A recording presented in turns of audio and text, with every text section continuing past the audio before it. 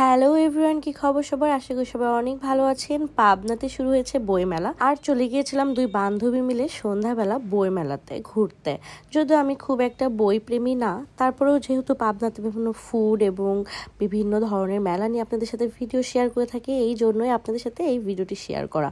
পাবনাতে 1 মাস ব্যাপী এই বইমেলাটা অনুষ্ঠিত হয়ে থাকে, অনেক আগে থেকে আমরা সবাই জানি।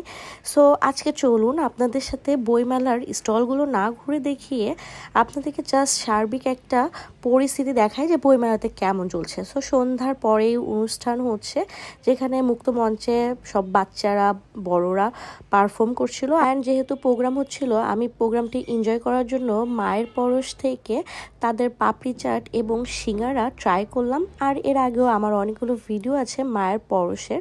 তো ওনাদের খাবার ফুড কোয়ালিটি আমার সবসময়ই ভালো লাগে। ওনাদের খাবারের মধ্যে একটা বাড়ি বাড়ি ভাব থাকে, এবং এখানে আপনারা চিড়া আরও অনেক ধরনের বাঙালি আইটেম পেয়ে যাবেন, যেগুলো একদম হোমমেড। পাবনাতে আমার মনে হয় পাপড়ি চাট মায়ের পরশই প্রথম পাবনাতে নিয়ে এসেছে। আর ওনাদের পাপড়ি চাটটা অন্যান্য পাপড়ি চাটের থেকেও অনেক মজা, একদম ইন্ডিয়ান স্টাইলে ওনাদের পাপড়ি চাটটি মেক করা হয়, যেটা পাবনার অন্য কোথাও আপনারা পাবেন না। আমার কাছে খুবই ভালো লাগে, এবং আমার ফ্রেন্ডও বলেছে তার কাছে নাকি অনেক ভালো লেগেছে, কারণ এটা টেস্ট আসলেই অনেক মজা।